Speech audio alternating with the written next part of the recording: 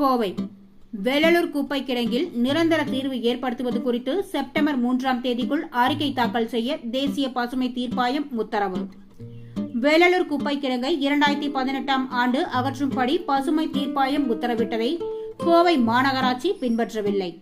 ஒரு ஆண்டில் வெள்ளலூர் குப்பை கிடங்கிற்கு தீர்வு ஏற்படுத்தப்படும் என கொடுத்த உறுதிமொழியும் நிறைவேற்றப்படவில்லை.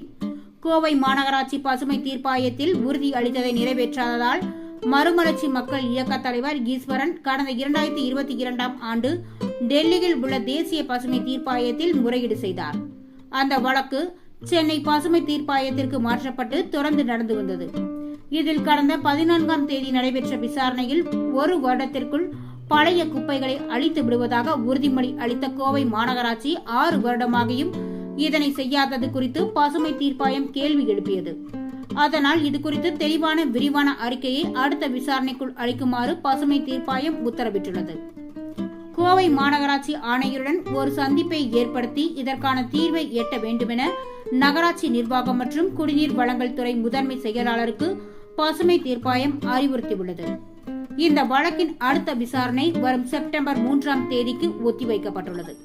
இதுகுறித்து மறுமலர்ச்சி மக்கள் இயக்க தலைவர் ஈஸ்வரன் வெளியிட்டுள்ள அறிக்கையில், கடந்த 14ஆம் தேதி நடைபெற்ற விசாரணையில் கோவை மாநகராட்சி 36 இடங்களில் மைக்ரோ காம்போசிங் சென்டர் ஏற்படுத்தப்பட்டு ஒவ்வொன்றும் 5 டன் அளவுள்ள குப்பைகளை மேலாண்மை செய்வதாக தவறான தகவலை பசுமை தீர்ப்பாயத்தில் அளித்துள்ளதாக குற்றம் சாட்டியுள்ளார்.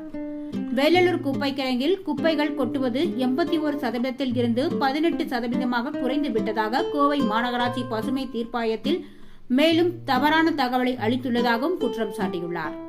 அடுத்த விசாரணை நடைபெறுவதற்கு முன்பாக கோவை மாநகராட்சி கால நிர்ணயத்துடன் கூடிய செயல் திட்ட அறிக்கையை பசுமை தீர்ப்பாயத்திற்கு அளிக்க வேண்டும் என்று அவர் வலியுறுத்தியுள்ளார்.